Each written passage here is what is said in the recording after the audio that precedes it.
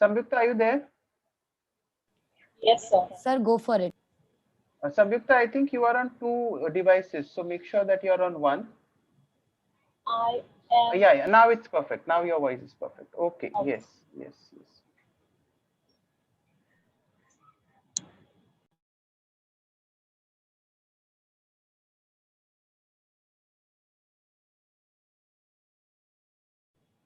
Should I begin, sir? Yes, please. Yes, please. Okay. As it is rightly said, without sharpening your weapon, standing on the battlefield would not increase your chance of winning. A very good morning to one and all. Principal of Neela Madonna ma'am, research person Mr. Ajinkya Padwad sir, beloved teachers and my fellow friends. On behalf of the entire organizing committee of ENNOVENT 2020-21, I, Samita Chilveri, Vice Chairman of Entrepreneurship Development Cell, welcome you all for an online two-day intercollegiate skill development workshop, ENNOVENT 2021, hashtag Upskill to Upscale, organized by Entrepreneurship Development Cell under the aegis of Internal Quality Assurance Cell in collaboration with AIESEC Mumbai. ENNOVENT has always been an innovative platform for we students covering a series of talks on divergent thinking, creativity, idea generation, and toning our skills in order to adapt to the changing world dynamism, demanding out of the box thinking, and paving new ways to the world of corporates. Today, we will be assimilating about resume building and cracking the interview. A resume or a CV is an important tool for a job search because it offers a page or two where you can display your top skills and qualities. However, a resume is more important than that. Resume helps the employers in making a hiring decision and help you get your first interview. That's why it matters how you structure your resume and what resume you decide to include. It advertises you, your unique skills, and a qualification and stresses the benefit you have to offer. One of the assessment and evaluation techniques of candidate is interview. It is a type of oral examination. It's a, even though the psychological tests are conducted, still one-on-one communication between individuals always remains the crucial part in an interview. Behavioral traits, presence of mind, and psychological bearing capacity can be trusted to an interview. Before we proceed, I request everyone to rise for the national anthem.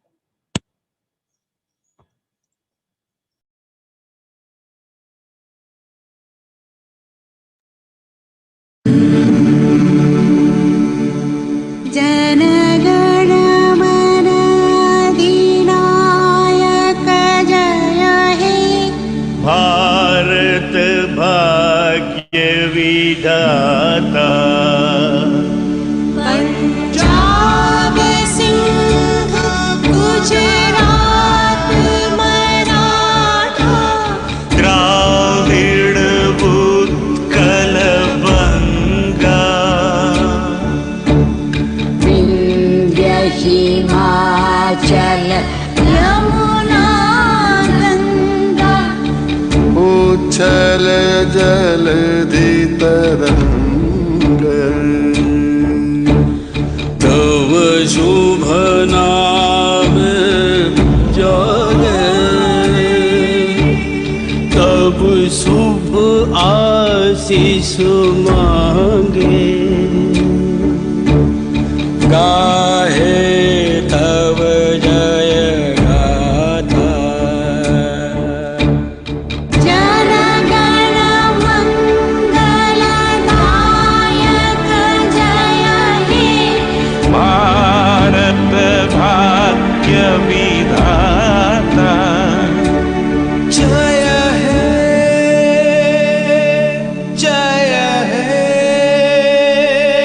जय हे जय जय जय जय हे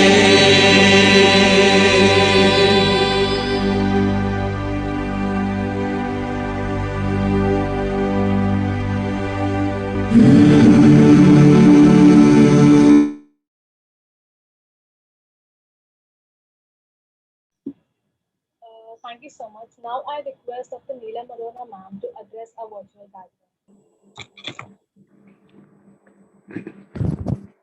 Yeah, very good morning to all my dear students. And it's indeed a great pleasure for me to welcome you all for this ENNOVENT program, a skill development workshop. As you know that continuously we need to upgrade our skill. And unless we upgrade our skill, we cannot keep pace with this highly fast moving competitive world. So unless we continue upgrading and upscaling our knowledge, our skill, our abilities, we will become redundant.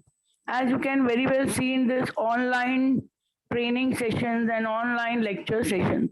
Earlier, a concept which was not known, a concept like Zoom, we had never heard. These online platforms we were not aware of. And today we have all learned how to deal with the changing situation because we have upskilled ourselves and upgraded ourselves. I can see some very eminent corporate speakers who continuously know what is the skill requirement in the industry, resume building and time management, two very essential areas. Everybody has 24 hours. How to manage your time effectively and allot time to all the various activities is a very, very important skill. I feel many of us lack that because we'll say time ही नहीं मिलता, time ही नहीं मिलता. Everybody has just 24 hours, and how to make use of that 24 hours is an skill and ability, and how to write your resume. They say first impression is the last impression. When you go for a job, people don't know you. What you have written about you in your resume will speak a lot about you. So if you write it rightly, the impression will be good. Even if you have not done much, if your resume is good, it will give you an opportunity to project yourself. But if you have done a lot, but you have not mentioned in your resume, then people will not know what you have done. So, write resume writing, time management skills are very important. And I'm sure today's speakers have a lot to share with their experience. I wish you all the best and I congratulate IQAC department, Rahul, and the entire team for taking this initiative of having these series of lectures every year and giving an opportunity to students to come in contact with such corporate entities and to continuously learn new skills. Thank you and I wish you all the best. Thank you, Madam, for being such an inspiration for all of us, which motivates us to take us lead in such innovative workshop. Now, kindly request Ms. Bhaiya Ma'am, Vice President, Outgoing Global Talent, to give opening remarks about AIESEC. Okay, so as ma'am mentioned already that how important resume building is, and it is really important seeing it from the corporate point of view as well as from the personal point of view, that once you present your resume, it is all you. Like it represents yourself to anyone else. Also, I would like to tell you all about what is AIESEC, and so that you have a good idea. First of all, AIESEC is world's largest youth-run organization. We are also not-for-profit, non-governmental and independent organization. It is present in 126 plus countries. So it is important for all of us to know how AIESEC started. It all started after Second World War when a group of young people determined that cross-cultural understanding was essential to prevent similar conflicts. We strive to achieve peace and fulfillment of humankind's potential. We place our confidence in youth to unlock a better future. We believe that leadership is the fundamental solution and it can be developed in anyone. We enable young people to develop their leadership through learnings from practical experiences in challenging environments. We do this through cross-cultural exchanges and by creating these opportunities. Can you imagine what happens to the world when we engage and develop every young person? This is the question that drives us to achieve what we strive for, peace and fulfillment of humankind potential. And AIESEC is really happy to collaborate with Lala Lajpatrai College for this skill development workshop. Thank you. Thank you so much, Ms. Ma'am. I now kindly request Dr. Rahul Shetty, sir, to introduce our resource person for the technical session. Mr. Ajinkya Padwad, sir. Over to you, Rahul, sir. Thank you. Thank you, Samyukta. Once again, a very good morning and a warm welcome to respected dignitaries, faculty colleagues, and my dear students. It is indeed my honor and privilege to introduce our resource person for today's technical session, Mr. Ajinkya Padwad. Sir is a senior engineer working at QualComm, Santiago, California. He completed his bachelor's from Vivekanand Education Society's Institute of Technology, Mumbai, after which he pursued his MS in Electrical and Computer Engineering from Rutgers University, New Jersey. Sir is currently serving as camera software developer and has conducted several seminars, hiring events, and is on the interview board of his team. We are very fortunate to have you amidst us, sir, on this virtual platform and connecting with us from United States. On behalf of EDC, Lala Lajpatrai College of Commerce and Economics, I take this opportunity to welcome you and request you to take over and address the gathering. Thank you. Thank you so much, sir. Over to you. Over to you. Thank you. Thank you for having me here. Let me start my presentation.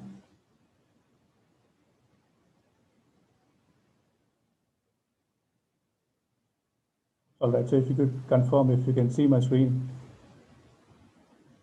Yes, sir, it's visible. Yes. Okay, great. So my name is Ajinkya, and this session is about building resume and cracking interviews. So let's get started. So before I begin, a brief introduction about me. My name is Ajinkya Padwad. I did my bachelor's from AIESEC Mumbai. I was active in my college's Tinker's Lab and Social Responsibility team, where I got to conduct some webinars and some workshops. Then my focus shifted to embedded software development during my master's in Rutgers University in New Jersey.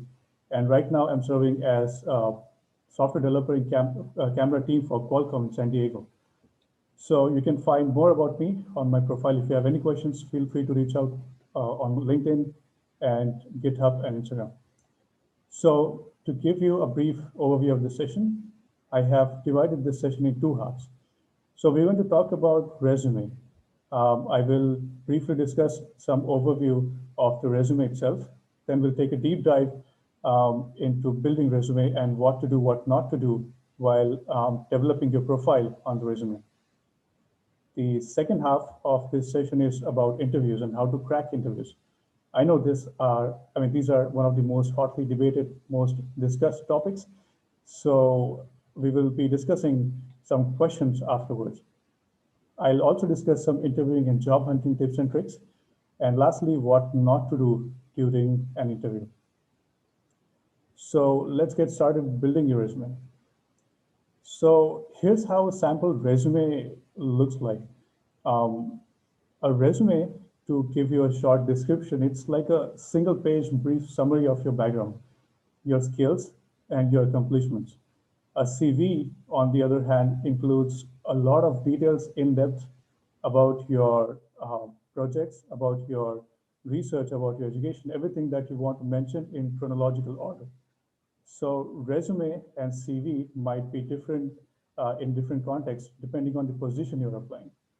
So again, a resume is a one-page summary. It's like a bottom line of entire background of yourself, your skills, and your accomplishments.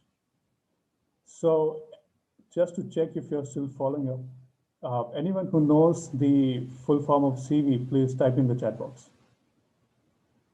So if you know the full form of what CV stands for, please feel free and type in the chat box. Okay, so I think we have some people typing the answers in the chat box. Okay, great. So it seems that a lot of you know the answer, and it's curriculum vitae.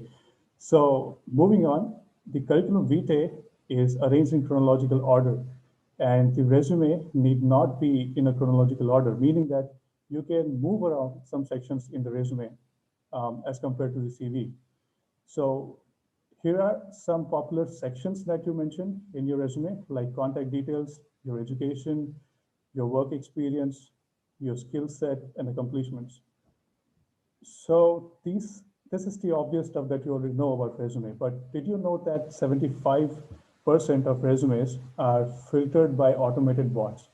So what that means is there are automated software systems on the websites of companies that you're applying to that filters your resume based on some keywords. that the job description is looking for. For example, if you're applying for a role which is software development, and you have some keywords like hardware development in your resume, then this automated bot is going to kick out your resume, and it's going to filter even before you get a chance for the interview. And did you also know that 90% of recruiters spend less than 10 seconds on your resume? What that means is all you have to do is you have to complete your resume in such a manner, in such a fashion that you summarize everything and highlight everything which is important to that position so that it stands out. And also, a lot of recruiters have started looking beyond your resume, meaning that they now look for your projects apart from your resume. They will contact your professors. They might take a look at your online LinkedIn profile. So that's a good trend that I see in the industry so far. So moving on to taking a deep dive into resume building, a lot of people ask that should we hire someone to write resume? Should we buy some tools to, there are a lot of softwares online which help you build your resume, but I personally feel the best tool to build your resume is Microsoft Word. So before we discuss the different contents of this sample resume, the software that's most popularly used is Microsoft Word. So the most common practice is to use Microsoft Word for building your resume and then submitting a PDF document in it. So the reason why we submit a PDF document is because so that your information stays intact and that no one can mess with your data and it is secure in a PDF document.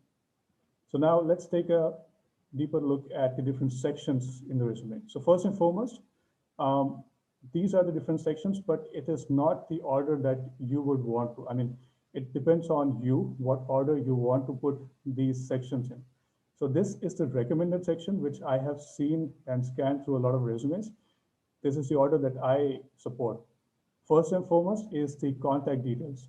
Your first name, your last name should be at the top of your resume, no matter what.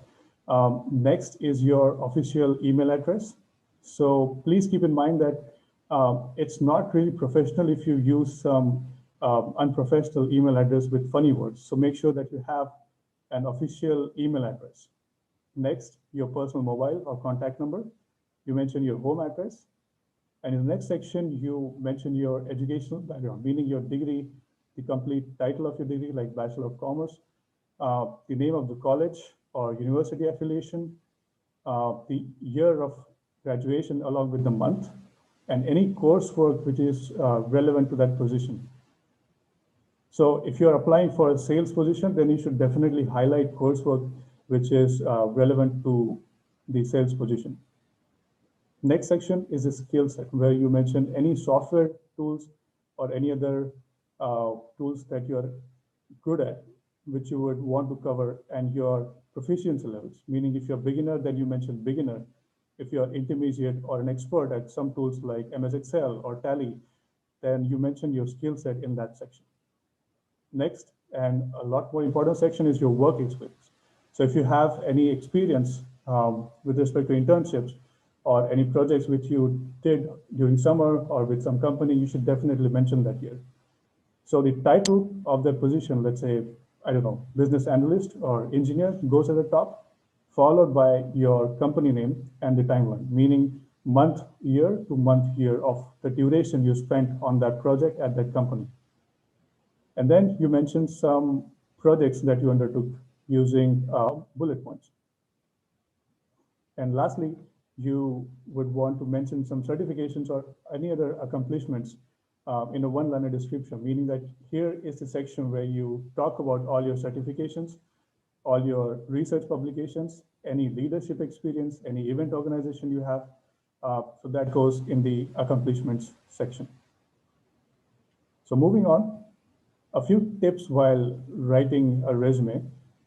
You need to keep it simple, concise, and direct, meaning that this resume is one-page summary always. That's the most popular rule. A lot of people say that we should have more than one-page resume, but I personally feel that that comprises of a CV, not a resume. So you would want to keep it simple, concise, and direct. Always make sure you use bullet points to specify your points and a single basic format throughout the resume. Maintain consistent spacing and alignment. So a good tip, which I learned personally while writing my own resume, is this formula where you describe a situation, the action, and the outcome of what you want to describe in a project or any research. So let's say, for example, if I want to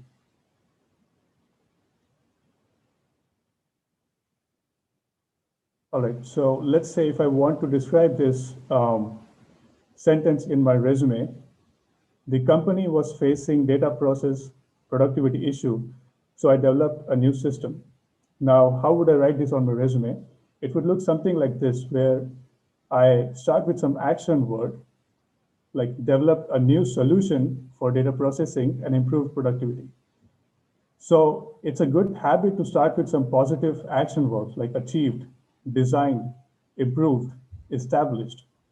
That actually uh, is a good habit to start with a action verb so that it gives an idea that you're talking about something positive that you want to describe about your project. Next step is to tailor around 5 to 10 different position specific resumes, meaning that it's not a good practice to use same resume for different positions that you apply. It would be good to have 5 to 10 different kind of position specific resumes for different roles. And always try to use the keywords which are described in the job description. If you're applying for some positions which needs accounting as a skill, definitely try to mention that on your resume. That does not mean that you write some skills which you don't know. You should know those skills, and then you should try to match the keywords from job description to your resume. Explore other resumes for inspiration. What that means is you should try to learn from your seniors how they write resume, or get some inspiration from existing resumes online where you learn the different sections for your specific requirement. And lastly, get your resume peer reviewed and proofread it multiple times. So what not to do in a resume? First and foremost, do not lie, because sooner or later it's gonna show up in your performance at the job. So the first rule is not to lie on your resume. Next rule is to not use any photos or any icons, because this is going to mess up with the automated parser on the websites. So it's a bad practice to use any photos or icons, or even any fancy fonts or any special characters. The next point is to avoid mentioning numbers whenever possible. I mean, you would be tempted to write percentages or some numbers on your resume, but if you don't have examples or any story to back your claim, then it's not a good practice to mention numbers on your resume. If I say I increased productivity by 15%, but if the interviewer asks me, hey, how did you improve it by 15%? And I don't have any solution to that, I just made it up. So it's not a good practice. It's a gray area. You would want to be safe and not mention any numbers if you're not sure. The next point is to avoid aim or objective line at top of the resume. So a lot of people try to summarize the resume in one line by mentioning an objective at the top, saying that I am this person and I'm applying for this position. So that is pretty obvious. It's not really needed as part of your resume, and it's really just a space-taking section in your resume. Try to avoid heavy jargon whenever possible, because a lot of us like to throw in some really cool, fancy words in your resume, like, I don't know, BCom or some other shortcuts or short words which we try to put in. A lot of interviewers might not be aware of any new skill that you learned or any new tool that you're mentioning. So try to keep it simple. Also, avoid mentioning your strengths, your weaknesses, or any other personal qualities on your resume, because that is to be discussed in your interview, face-to-face or on video, not on a resume. And lastly, any accomplishments like your hobbies or anything which is not relevant to your position should be never mentioned on your resume. All right, So I have another exercise for all the listeners here. This is my resume, and I want you to find 5 mistakes in this. So if I were to write my resume as a student, this is how I would start. These are my sections. And what I want all the listeners to do is type in the chat box any mistakes that you see in my resume. All right, so I see some people typing. All right, let's take a couple of minutes here. Yeah, there are people getting creative with their answers.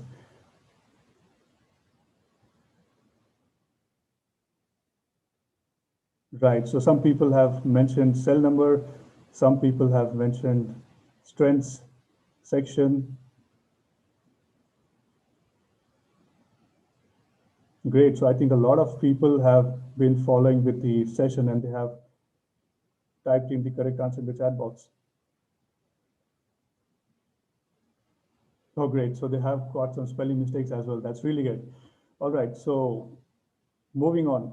So here are the 5 mistakes in my resume. So first and foremost, the photo, like a lot of you have guessed correctly, you see that the photo has no place on your resume. You should never mention or print your photo color or black and white or any kind of icon here on your resume.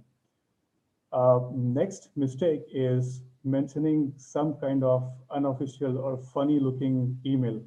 I'm not really sure what this word is, but this is not really professional on a resume.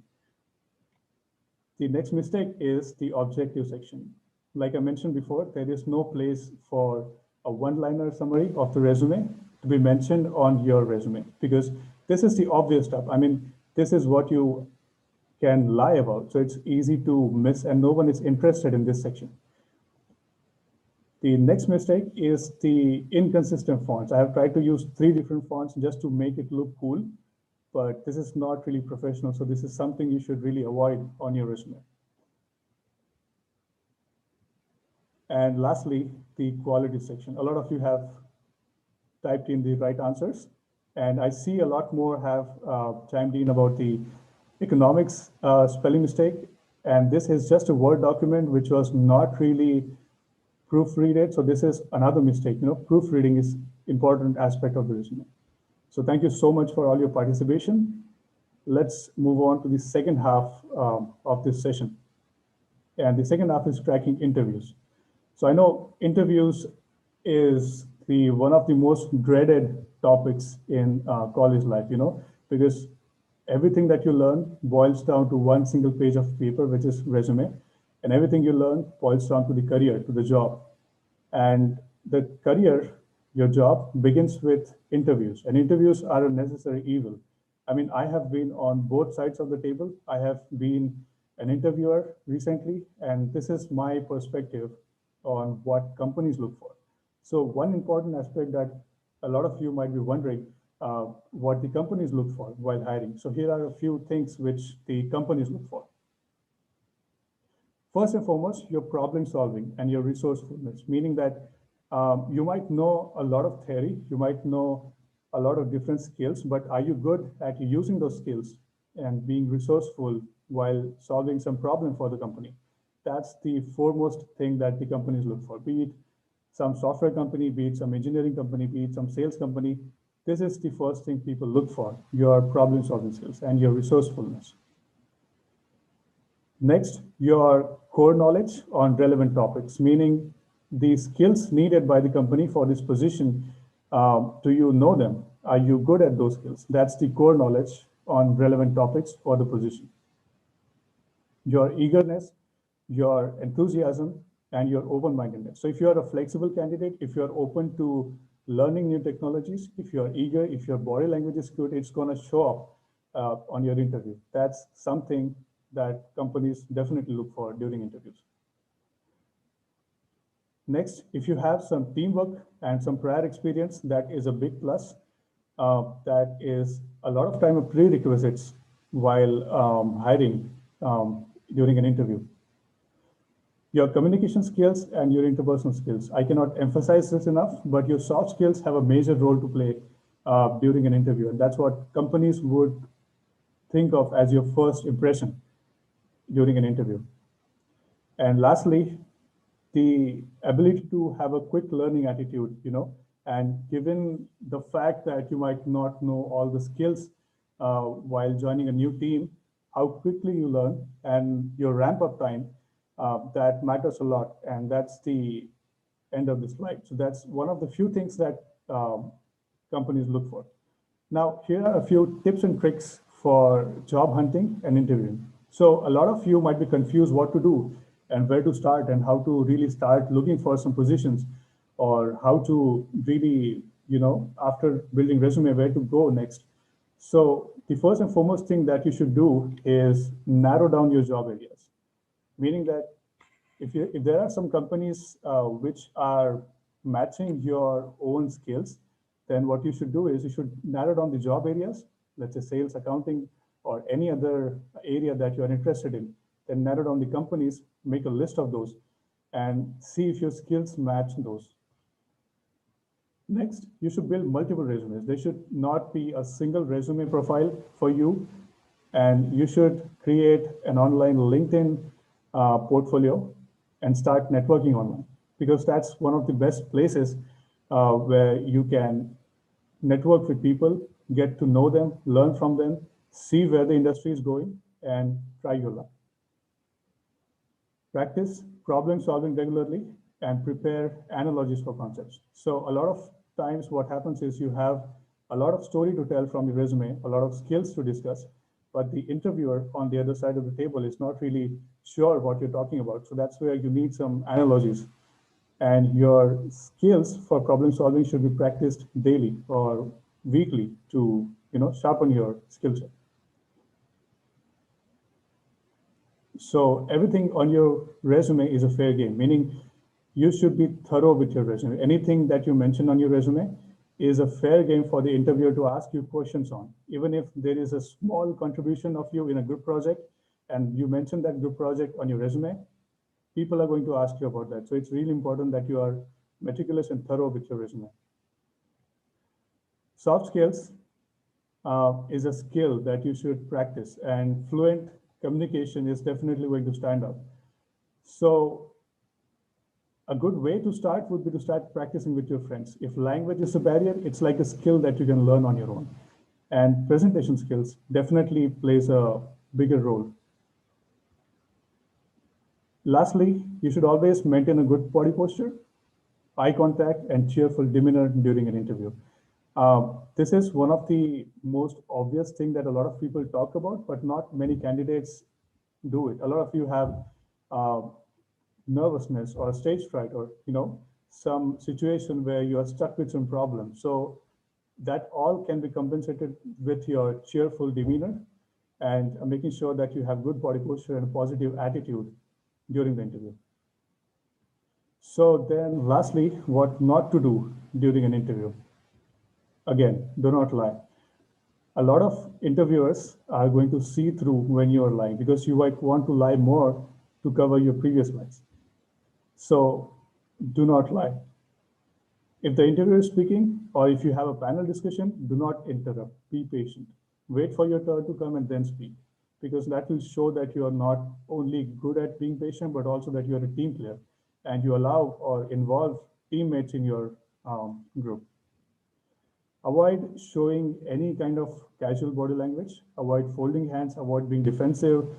Avoid any sort of kind of body language where you feel you are getting nervous, because that is going to show up and that's going to stay with you even after you get hired.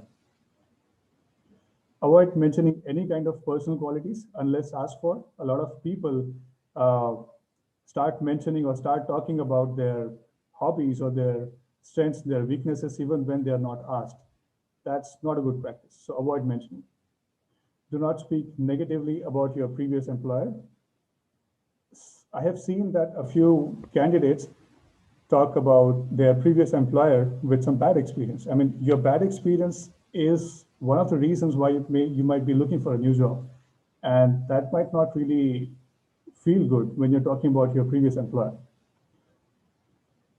A few candidates, what happens is when they're stuck with some problem, they kind of beat around the bush and give you the story without giving the actual answer. So my next point is do not give up on a problem. Walk through your thought process. Meaning, even if you're stuck with some problem, the interviewer is just a human being. He's trying to have a conversation with you.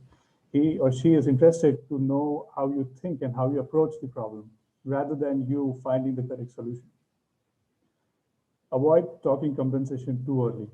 A few candidates, what they do is, as soon as they start having some confidence in their interview, they start talking about how many benefits am I going to get?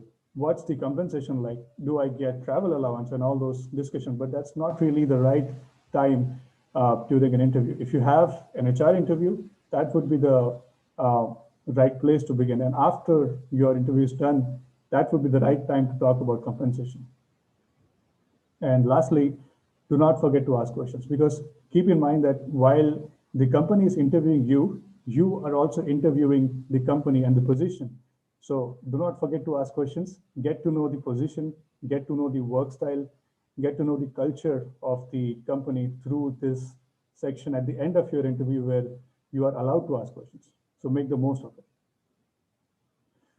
All right, so I think a lot of you might be overwhelmed with all this information, where to begin, how to write resumes, because that's one of the most dreaded aspect of your process of beginning in your career. So I have a few session takeaways in this slide.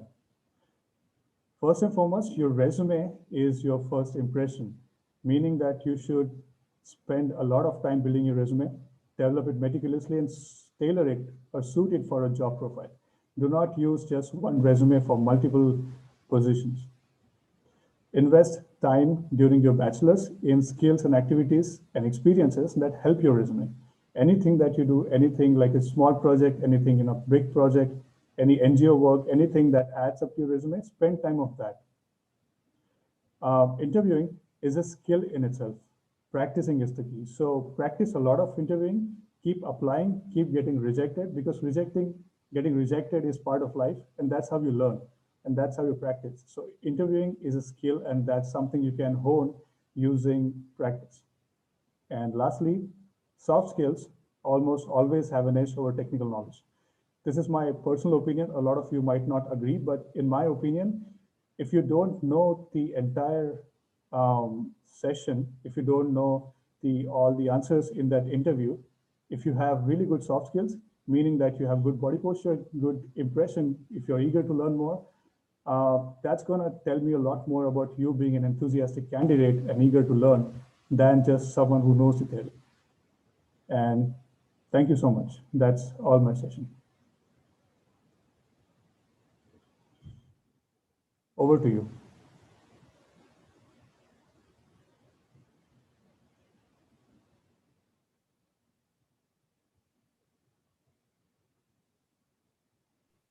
Samyukta, are you there?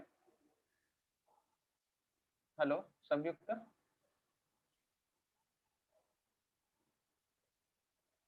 I think we can go towards the question and answer session, sir. Pooja, can you please moderate the session? Pooja? Yes, sir. Yes, yes. Good afternoon, everyone. Moving ahead with the Q&A session, I would like to put forward few questions which are thrust by our participants. So here we go with our first question, that is, what should be the mentality of the novice or a student when approaching career or job related scenarios? So for a novice or a student who is seeking to begin with job hunting or career, my opinion would be to try to isolate in two phases, meaning that the resume building, the interviewing is just one side of the story, and that's first half, which you need to focus separately than the job itself. So the idea is to somehow get hired, meaning that you should focus on interviews separately, and then again, you have to revisit skills for your job. So one good approach would be to prepare for interviews without worrying about the job itself. and start narrowing down, as I mentioned in my slide, start narrowing down with some skills or some areas or some industries where you want to work, and start with that. Start building with skills that are important in the industry, and then build a resume and then prepare for interviews. The job itself, the career itself is a whole different ballgame. So after you get hired, the questions that were asked, the level of skills that were expected in interview might not even match with the job that you were actually hired for. So a good approach would be to break it into two phases of your career life where you prepare for interviews, build resume, build your profile, and then apply and then learn new skills after you're hired. Okay, sir. How are we supposed to not get nervous when a question is asked and we don't have an answer to it? So, how should we tackle it? That's a great question. So I have had a situation. So I'll tell you a short story. I interviewed for Morgan Stanley in New York City. There were like 3 rounds for 1 hour. So it was a 3 hour round, and I was stuck for 3 hours without uttering a word. I was rejected, but what I learned was the interviewer is just a human being trying to have a conversation with you, trying to get to know you. Your profile is already there on LinkedIn, your profile is already there on resume. But now the interview is about getting to know you as a person. So if you're feeling nervous, just think that the person in front of you, the interviewer, is just getting to know you. It is a conversation. And one good tactic which I use personally is to pretend that the person sitting in front of me is a friend. Just pretend for a while that the other person is someone you already know. That helps me calm down and that helps me not be nervous. And if I don't know the answer to a solution to a problem, if I don't know the exact way, then I just talk about my approach. I just talk about how I would go about solving it to my best knowledge. Because remember, interview is not about you giving all the right answers. It's about giving your true perspective and how you think and being fluent at what you do. Our next question is, does physical appearance matter in a job interview? That's a good question. So, does physical appearance matter? The short answer is yes.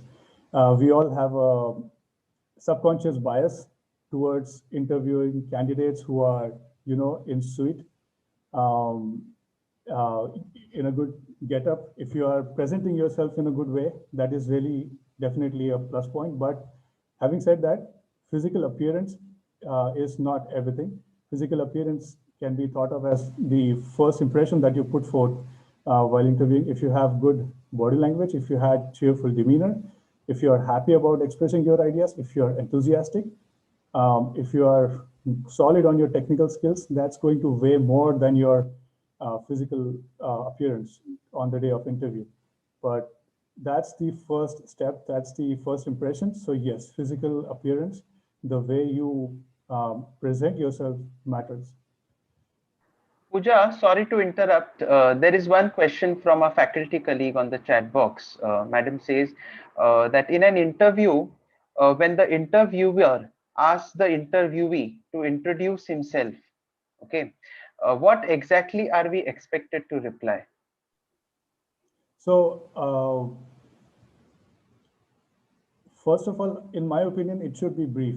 The interviewer is now expecting you to tell something which is not on your resume. On your resume, you mention your contact details, your first name, your last name, your email address, and the city, your address where you live in, your education, your projects. But the interview might not know about your recent developments, meaning that you should talk about.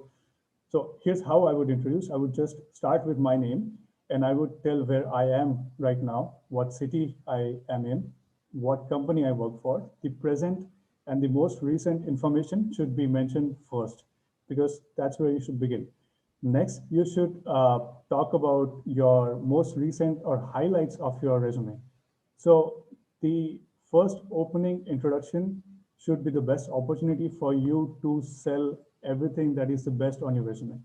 Everything that you think is best on your resume should be put forth. But before that, you should tell the interviewer who you are, where you're from, what projects you have been working at the top of your head, the best ones at the best. I mean, the first thing that you should talk about is that.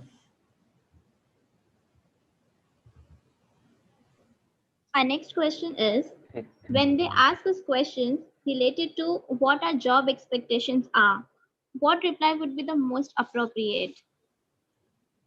I think it depends. It varies from person to person. A few candidates which I have interviewed are more interested only in the compensation part.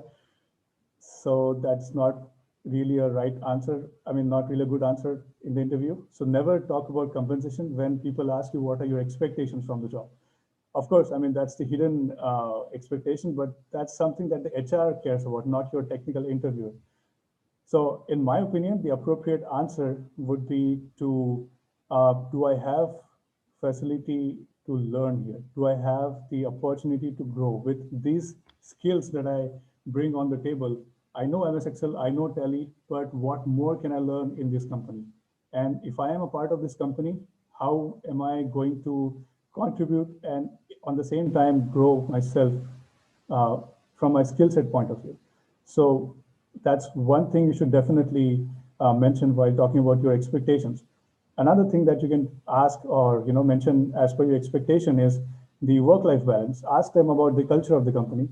Tell them that you are interested in being an active part of the team where you're also interested in keeping a good balance. So to summarize, definitely talk about your work-life expectations and talk about your growth expectations from your skill set and anything new that you can learn in that company, but do not talk about compensation. Our next question is, resume for academicians goes in pages with research work becoming the prime component. How to concise it to one page? Wow, that's a good question. So let me think. Okay, so when you say a lot of academics write resume in multiple pages, what they're really developing is a CV. That's a curriculum vitae. That's in-depth, kind of.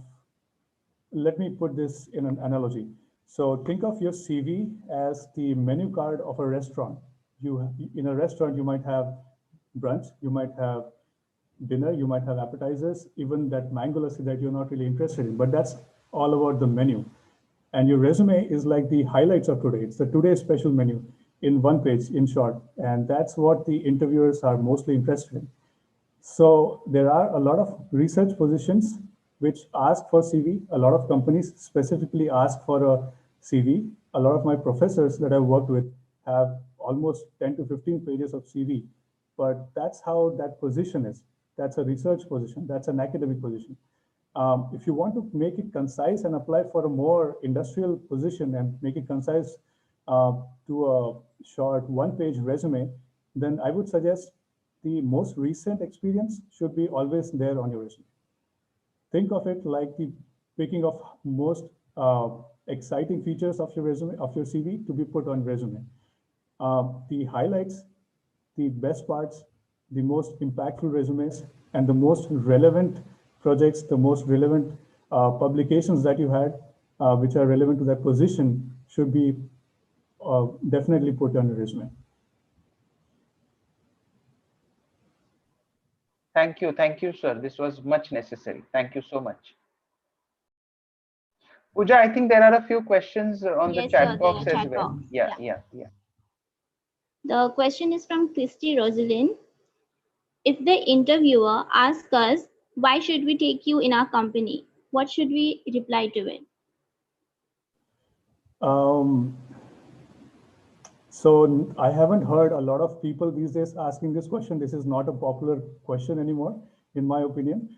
But if the interviewer asks you this question, that means you have an amazing opportunity to sell yourself as a candidate. Because what you can do is, one smart thing to do is to do your homework about the job, do your homework about the company, tell them that this is the position that you're interviewing me for.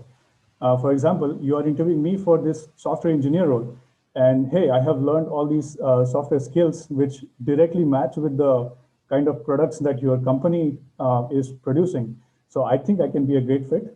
That is the technical aspect. Now, definitely talk about your teamwork experience, any project that you have done, and talk about how quick you can learn. And this is the point where you talk about your qualities.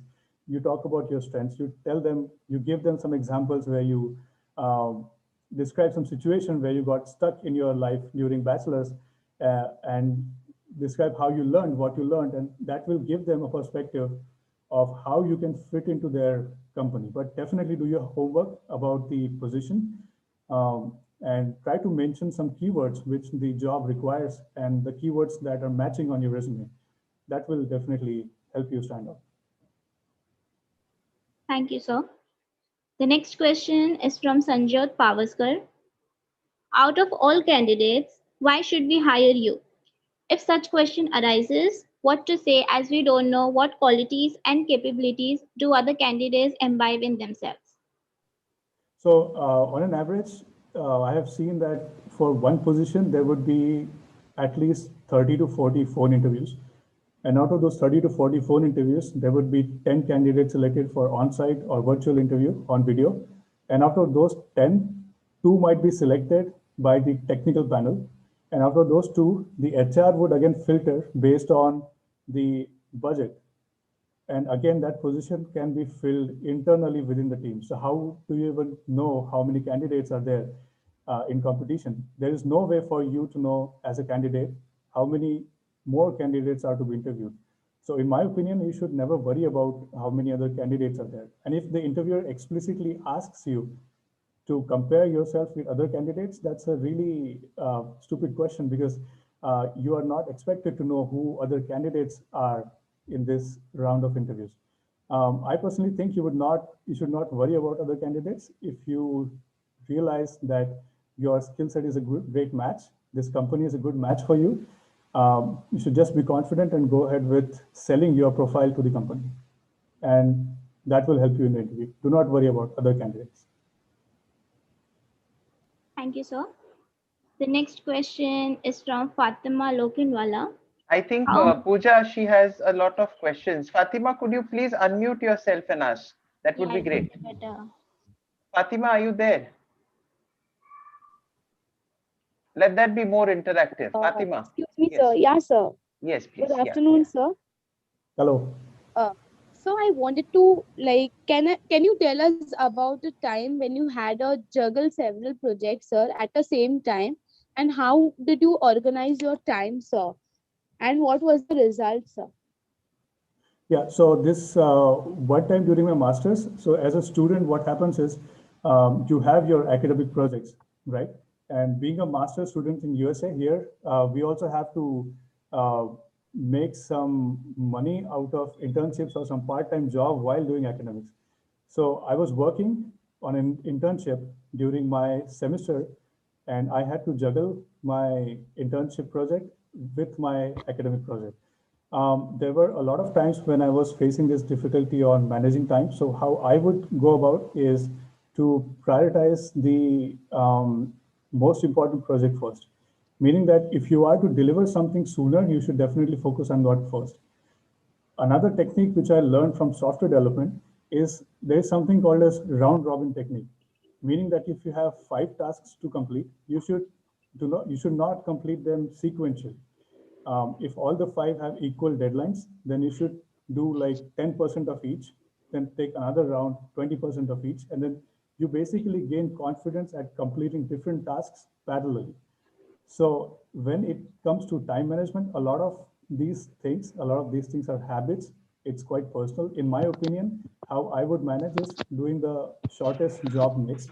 Anything that has a sooner delivery or something that has, a quicker deadline, I would focus on that first and then focus on the other less important. So prioritizing, making a list, making a habit of going in a round robin fashion, gaining some confidence, going over all the items that I have to finish, that would be a good point to start. And so how many rounds will be conducted in an interview, sir? That is really specific to companies. My company, QualComm, they have 6 rounds. So I was sitting through 6 hours of interviews. After that, I had 1 hour of HR. I interviewed for another company, which was just like 30 minutes rapid coding round. So it is never standardized. There is no one-stop solution to how interviews are, but there is a general practice of having one phone round and then one on-site or one virtual on-site. That's the common practice. Okay, and so can you give us some tips about the interview, like before, during, and after the interview, sir? I think that was already answered in Sir's PPT very well. Well, so I covered before and during the interview. So let's talk in brief about what to do after interview. After the interview, definitely ask questions. You know, that's your opportunity to ask the interviewer. Now you get to interview the company. So feel free, feel confident to ask about the role, about the position, about the work-life balance. Then after the interview is over, when you go back home, definitely follow up with the company. Send emails out to your manager who hired you, the hiring manager who interviewed you. Send out follow-up requests on LinkedIn to anyone who interviewed you. Send answers to the questions which you could not answer during the interview. That shows that you really want this job. That shows how serious you are. That's a good habit to do after your interview. Thank you so much, sir.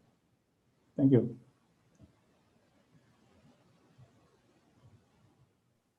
Pooja, we can have more too, then we can close the Q&A session. Yeah. Yes, sir. So the question is from Amrut Mohandas. If we are asked that where do you see yourself after a few years, what is the appropriate answer to be given? That's a good question. So I was asked this question many times during my interviews. I've interviewed for 5 to 6 companies. I've been rejected most of those times, but this was a common question across all the companies. So this is a good question. So what the interviewer is looking for is how ambitious you are, and what are you really trying to gain, and why do you really want to join this company? What is your purpose of joining this company, and do you even plan ahead? Or are you just looking for a job to pay your bills? Basically, what you should answer is that I'm looking for a growth opportunity. I'm looking for furthering my knowledge. The objective line that you put in your resume, that would be a good answer for this question. And you should never mention, in terms of position, in terms of compensation, that in 5 years, I want to be promoted to staff engineer. In 5 years, I want to be promoted to manager. That is not a good answer. The good answer would be to talk about in 5 years, I would want to explore different projects within the team. In 5 years, I would want to learn different skills which allow me to lead or hone my presentation skills or improve my skills, which I think I can learn more. That should be the way that you answer this. Thank you, sir. The last question for the session is from Titiksha. Sir, could you advise on how to beat the system software that filters the resumes? Well, you should not be thinking that you want to beat that, because that would be cheating, meaning that the system parser on the website is looking for keywords. It's just a dumb robot program which is looking to match the keywords on your resume with the job description. So if you just put those or copy paste job description on your resume, just blindly copy paste those keywords, it's just gonna beat the bot. That's as simple as it is. But if you don't know those skills, then it's going to show up, it's going to catch up after you get hired. So if you really want to beat the system, just copy paste the job description. But if you really want to crack the interviews, then learn those skills and then mention that on your resume. Thank you so much, sir, for enlightening us with your knowledge and giving your honest opinion. I hope all the participants are satisfied with their answers. I request Samyukta to kindly take over the session. Over to you, Samyukta. Now I request Muskan Bhaiya ma'am and Shweta Pujari ma'am, Vice President, Outgoing Global Volunteer, to exhibit the presentation on opportunities at AIESEC.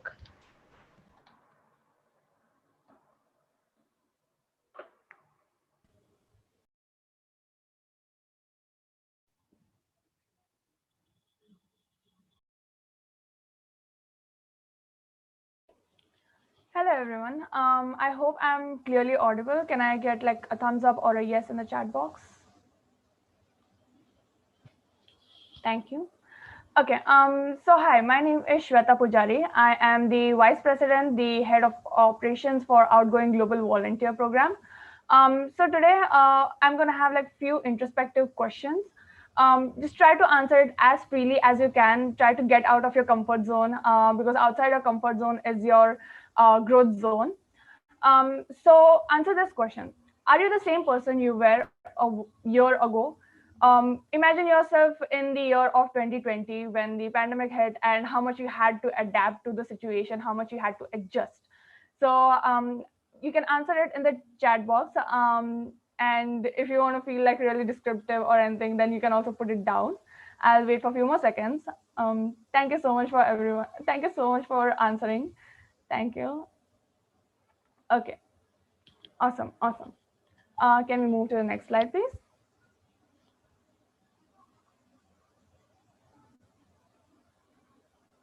Okay, thank you.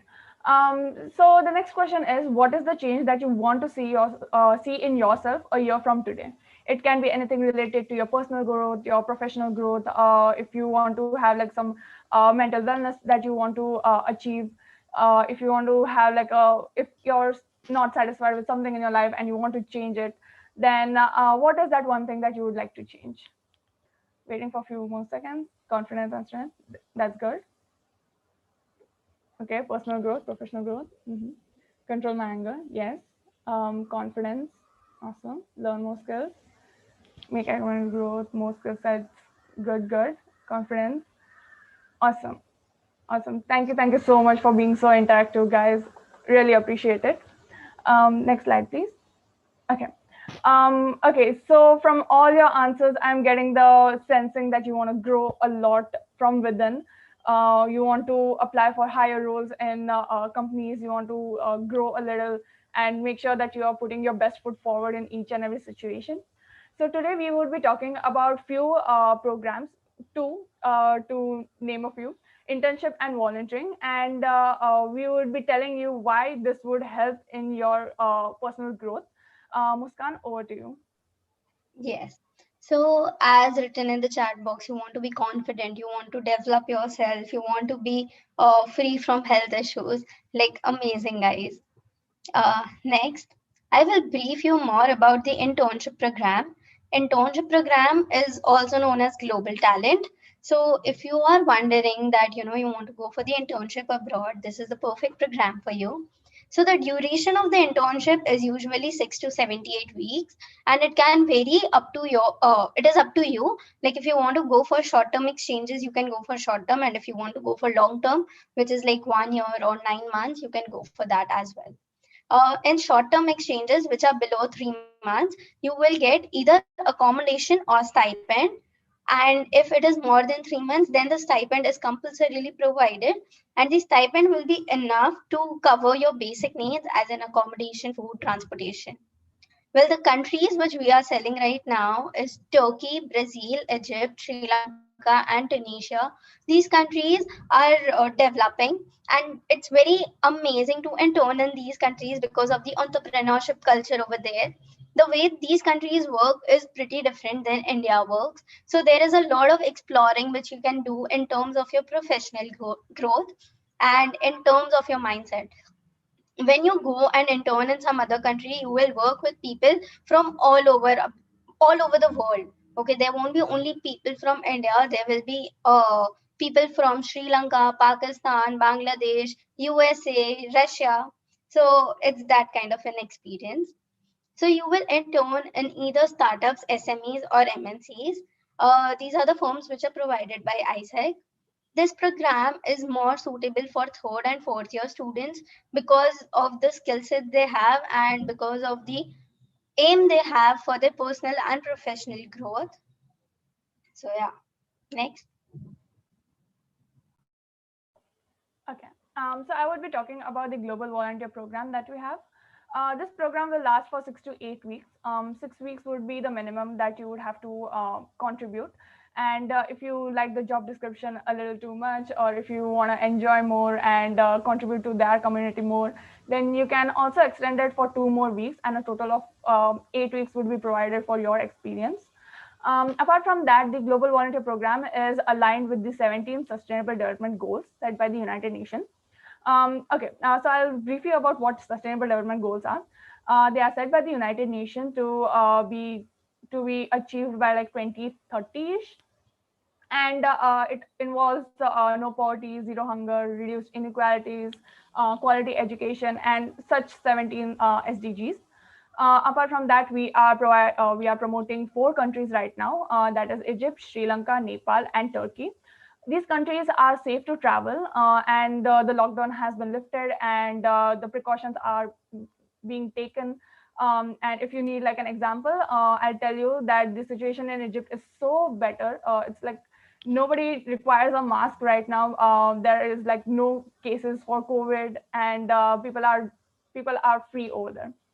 Apart from that, you will be working in NGOs or educational institutes, maybe like animal clinics, or teaching 7 to 14 years old about maths, English, or any other language, planting trees, and many more exciting projects. This program is suitable for first and second year students, as we acknowledge their enthusiasm and their enthusiasm and their confidence level in these 2 years. Whenever you're in your first or second year, you might have experienced that you have this unlimited amount of energy in you that you want to put to good use. So this might be like a really good opportunity for you. Next slide, please. Okay, so this is the fee structure for both the programs. For outgoing global volunteer, it's 18,000 rupees plus the TN fees, that is the traineeship fees. The 18,000 rupees will cover your any support from our side, visa, insurance support, and some surprises along the way. The traineeship fee will cover your accommodation, your food, your travel expenses, and a few more stuff. Now you must be wondering why are we charging and all this. So it's basically to make sure that you would be comfortable in that particular country, and you would also have growth opportunities when you go there.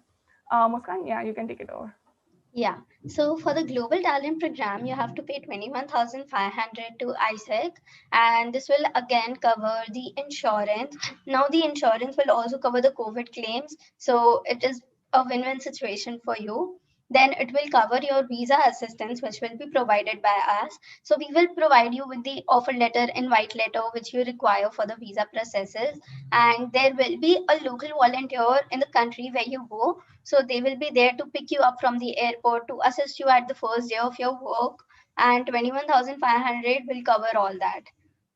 Apart from this, what we don't cover is your flight tickets, your personal expenses, and in some projects, food and accommodation. So yeah, this was about the cost structure. Next, 10 questions with AIESEC. We have a questionnaire framed for you all.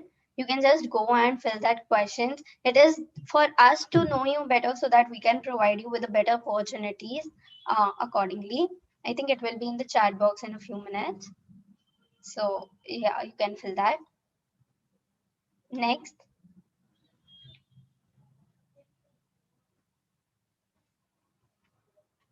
If you have any questions regarding the program, you can ask us. It was all covered in short, so if you don't feel free right now to type the question, you can just contact either Shweta or I for the respective programs.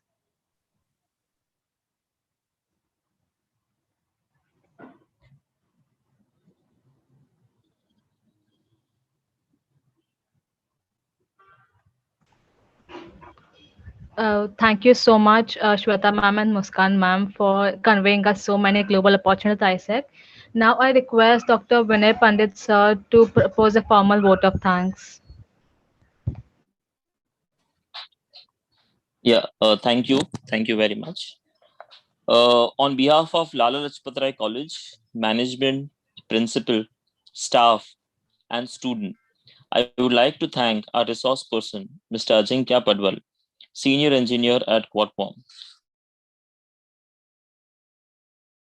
in an area of resume building and how to crack an interview. Mr. Ajinkya Padwad has nicely solved many questions of students regarding the resume building and interview skills. I'm sure students' takeaway from today's session is abundant. Thank you, Mr. Ajinkya Padwad, once again. I would like to thank the entire team of AIESEC, Chanvi, Muskan, Amaya, Shreya, Shweta, for their valuable support for this session. Thank you for the wonderful opportunities abroad in terms of professional and entrepreneurial growth. I take this opportunity to thank management of our college, our principal, Dr. Neelam Arora, Vice Principal, Mrs. Vidya Bide, Dr. Arun Pujari, and Dr. Rahul Shetty, the convener of the program and EDC in charge. And of course, the students volunteers, Pooja, Samyukta, Divya, Ankit, Nishi, Priyanka, Rutuja, for always being there as pillars. Thank you very much. Thank you. Thank you so much, sir. I now request everyone to on their videos for a group snapshot.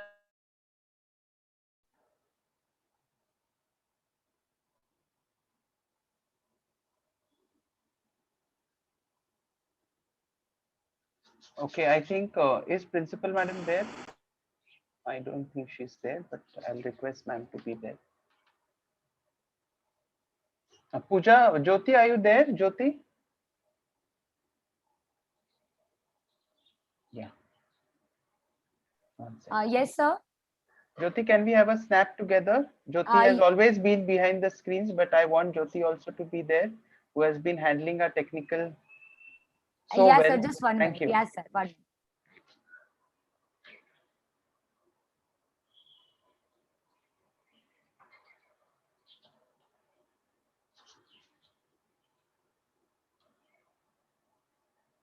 I can see Mona Madam also there. Thank you, Mona Madam. 1 second. I'll just call Aurora Madam for a snap.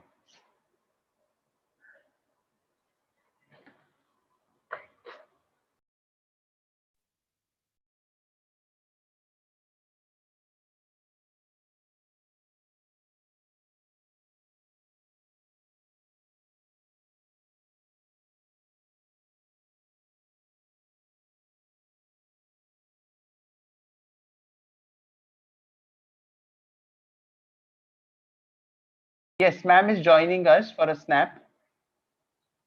Thank you once again, Ajinkya sir, for being with us. It was indeed the best.